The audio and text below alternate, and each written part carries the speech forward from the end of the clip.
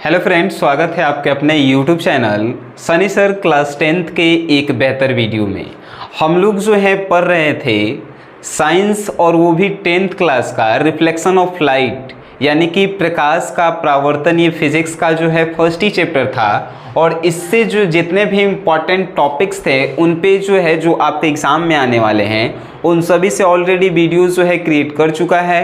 और वो जो है प्लेलिस्ट में जाइएगा तो क्लास 10th नाम से क्लास 10th साइंस के नाम से प्लेलिस्ट बना है, वहाँ से जाकर वो वीडियो को देख सकते हैं।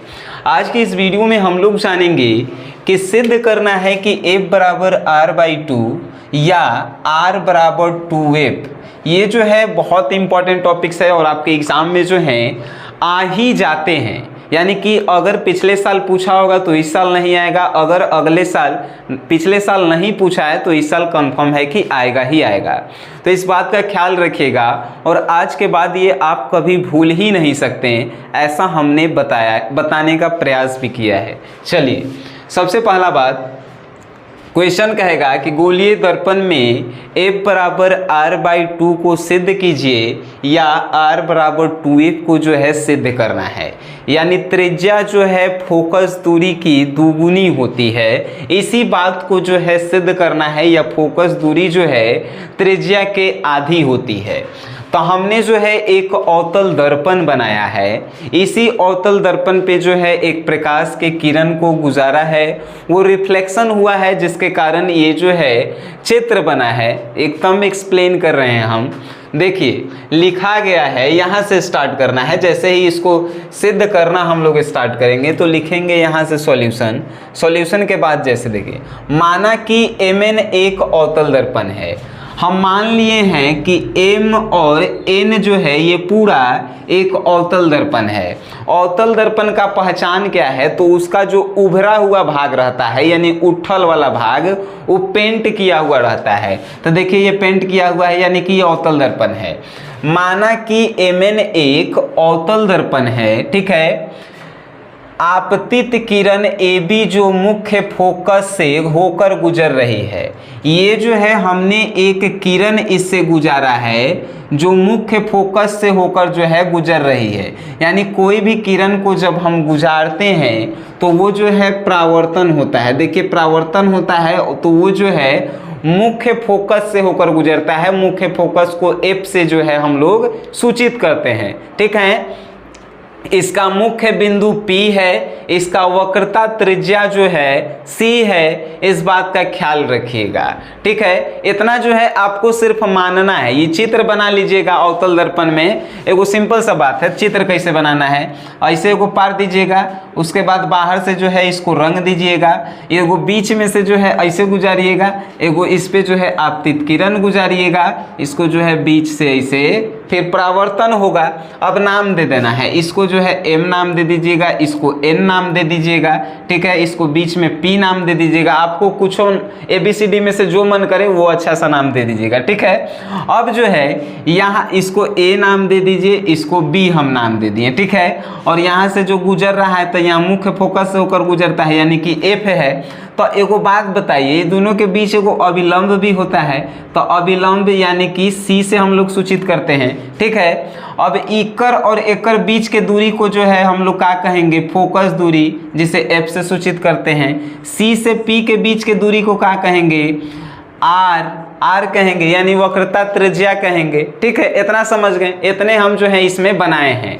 आएगो आओ, किरण आता है तो कौन बनाता है? तो उसे आपतित किरण कहते हैं, जिसे I से सूचित करते हैं, और जाता है तो परावर्तित होता है, रिफ्लेक्शन होता है, जिसे R से सूचित करते हैं, और वो R कौन बनाता है।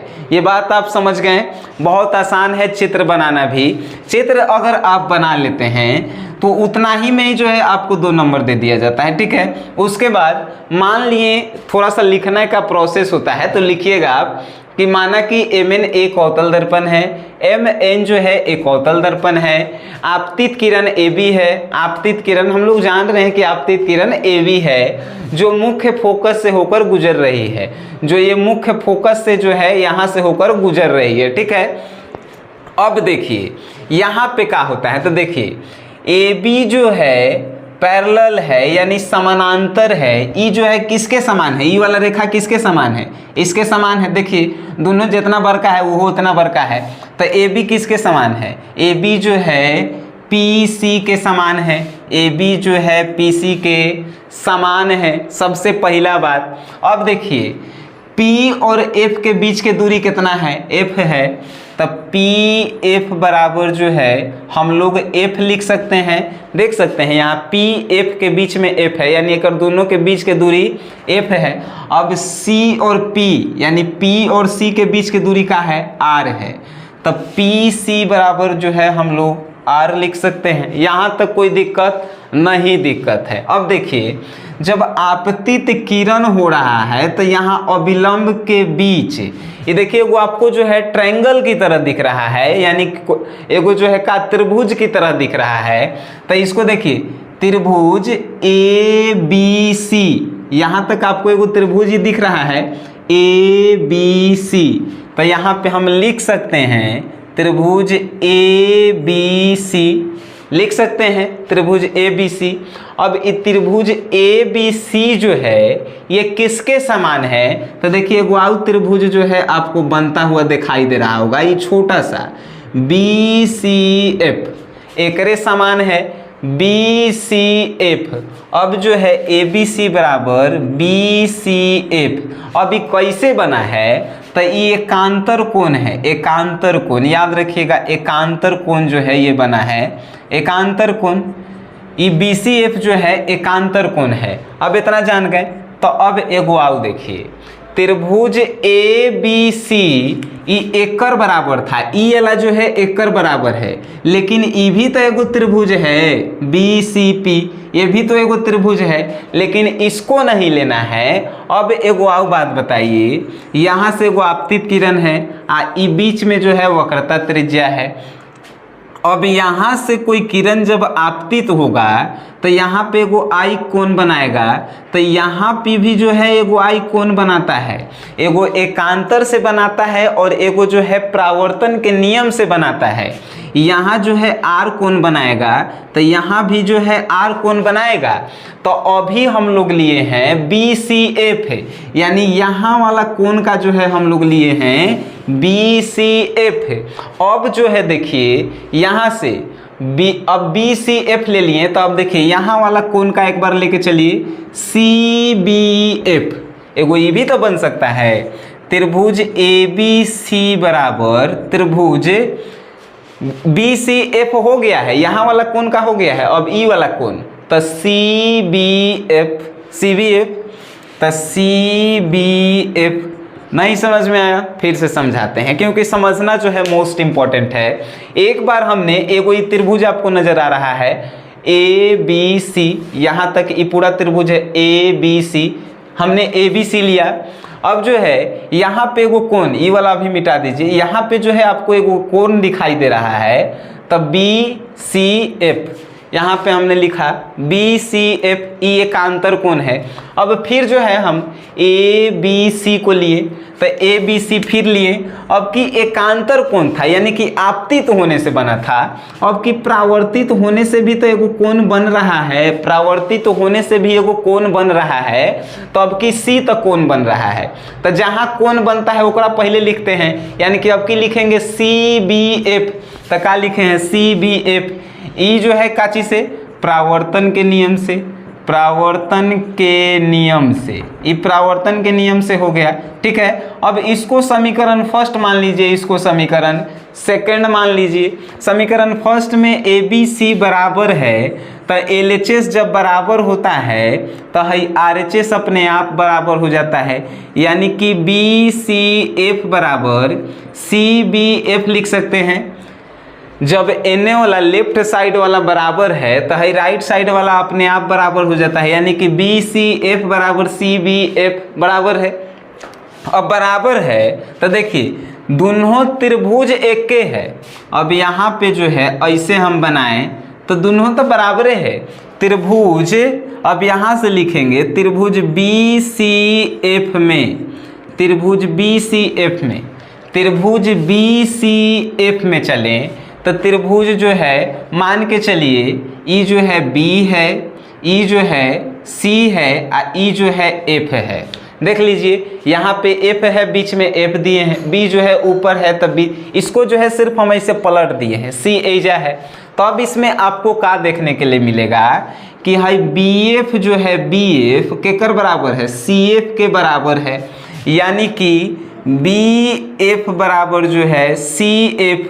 हम लोग जानते हैं कि ई दोनों कोण जो है एक बराबर होता है, लेकिन ई वाला जो है बड़का होता है, यानी कि B C F, B C केकर बराबर है, नहीं बी एफ जो है सी एफ के बराबर है। आई देखिए बी एफ जो है केकर सी एफ के बराबर है, तब बी एफ बराबर सी एफ, एजा तक एगो सिद्ध हुआ। अब जो है आगे चलते हैं, आगे देखिए अब क्या करना है कि हाई बी जो ए बी आपतित किरण हुआ है तो यहाँ पे हुआ है, अब ई बी को जो है हम यहाँ पे सटा दें तब क्या होगा, जैसे कि बी को हम लिया के एकदम नज़दीक कर दें, ठीक है, यानी आपतित किरण को मुख्य अक्ष के एकदम नज़दीक ला दिया जाए तब देखिए लिखेंगे हम आपतित किरण को मुख्य अक्ष P के नज़दीक ला दिया जाए तब, P के नज़दीक ला दिया जाए तब क्या होगा, नज़दीक लाया जाए तब, तो नज़दीक लाए हम तब पी एफ, ई देखिए पी एफ, पी और बी जो है एकदम बराबर हो गया है, पी और बी जो है बराबर हो गया है, तो हम लोग कह सकते हैं कि पी एफ जितना बड़का है उतने बड़का सी एफ भी है, यानी कि हम लिख सकते हैं कि पी एफ बराबर सी एफ, पी एफ बराबर सी एफ कब, जब बी को जो है पी के नज़दीक हम लाएंगे तब। अब यहाँ तक हो गया, तो देखिए यहाँ से पी और सी आपको नज़र आ रहा होगा, तब पी और सी हम लिखें, तब P और C के गुक से मिलके बना है, देखिए C और CF और PF को जोड़ेंगे तब PC बनेगा, CF और PF को जोड़ेंगे तब PC बनेगा। तो देखिए PC बराबर हम लोग लिख सकते हैं कि CF और फिर प्लस में PF लिख दिए, CF और PF से मिलके बना है, लिख देंगे। अब देखिए PC बराबर CF के कर बराबर है, CF जो है PF के बराबर है, यानी कि CF के जगह जो है हम लोग PF लिख सकते हैं, एगो तब PF फैले है कि नहीं। अब PC हम लोग पहला ही देखे हैं कि देखिए PC जो है R के बराबर है, यानी PC बराबर जो है हम लोग R लिख सकते हैं, तब PC बराबर R। अब PF और PF दूगो है, तब दूगो PF लिख सकते हैं, PF। अब देखिए PF के मान, तो PF के कर है F के बराबर है, PF F के बराबर है। देखिए P और F के बीच की दूरी क्या होता है, तो F होता है, यानी PF बराबर जो है F लिख सकते हैं 2F, तो R बराबर 2F सिद्ध हो गया। अब F को एने लाइए तो R को एने ले जाएंगे तो आधा हो जाएगा, यानी F बराबर R/2 जो है प्रूफ हो गया, सिद्ध हो गया। यही जो है आपको सिद्ध करना था, F बराबर R/2। और ये जो है आपके एग्ज़ाम के लिए बहुत इंपॉर्टेंट टॉपिक्स है, ये जो है हर एक साल बाद जो है आपके एग्ज़ाम में आ ही जाते हैं, तो इसको जो है एक बार आप देख लीजिएगा, समझ लीजिएगा, आपके लिए ये जो है बहुत बेहतर टॉपिक्स है, और समझ में आए तो इसे शेयर भी कर दीजिएगा। सो गाइस वीडियो देखे हैं तो धन्यवाद।